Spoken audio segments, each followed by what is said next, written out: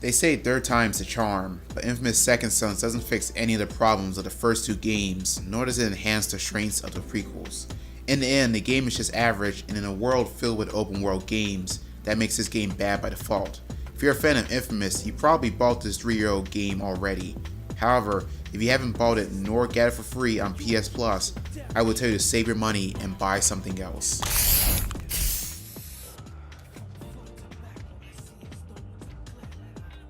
Hey, art is a crime and just...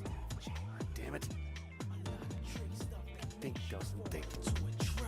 The plot of Second Sons takes place 7 years after the events of Infamous 2.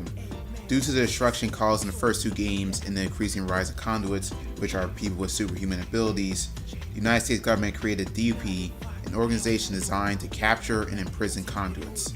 Delsin Rowe, a vandal from a Native American town, finds out that he's also a conduit with the ability to copy others' powers. Unfortunately, the DUP caught up with him and harmed his tribe. Now Delsin needs to go to Seattle, steal Augustine's power, Augustine being the leader of the DUP, and save his tribe. Infamous has a binary moral system in which you can choose to be good or evil throughout the game. Usually the player is forced to commit to one path or another due to the benefits that come from committing to that path. Second Sons is more forceful in pigeonholing the player into one style, as when given the option of picking a side. If good, you can't do evil missions, and vice versa, unless your alignment is the same as the mission.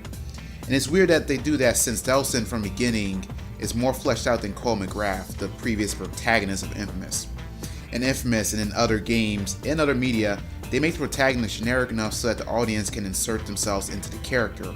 Cole from the first two Infamous is a 20-something white guy with a girlfriend. He has a shaved head, but it's clear that he can grow his hair out.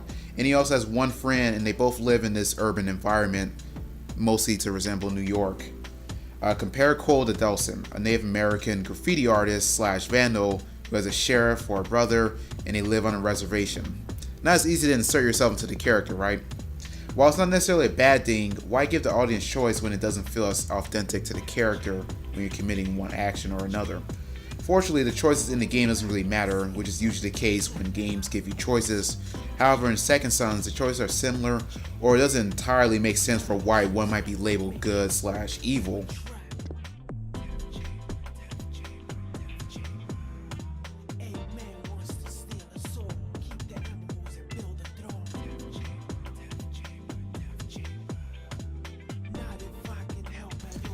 Another issue with Second Son is that the characters aren't fleshed out.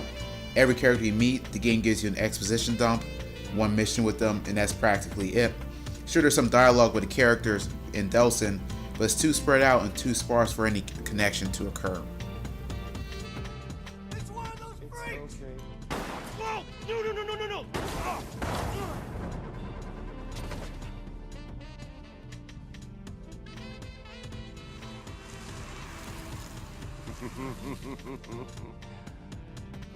This fast healing stuff is gonna come in real handy.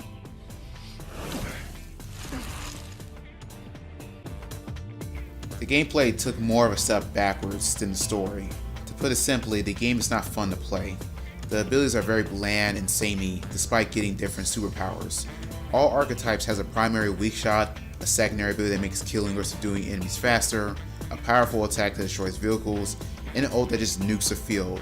Unfortunately, none of the abilities synergize well, nor offer any room for creativity. The upgrades for the abilities give slight improvements, making choosing good or evil feel exactly the same.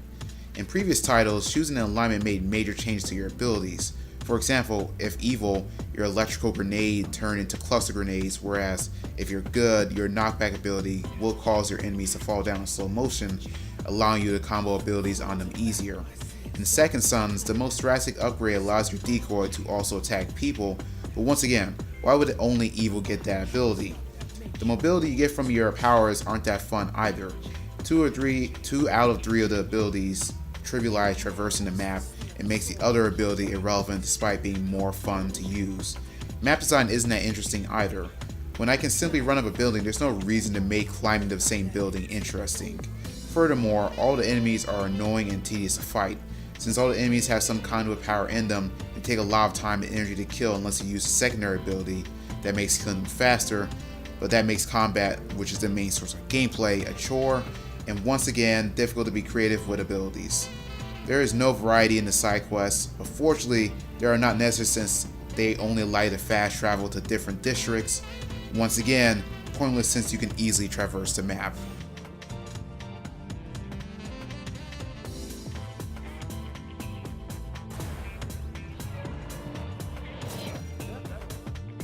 If not yet evident from this review, Infamous Second Sons is not a well thought out game.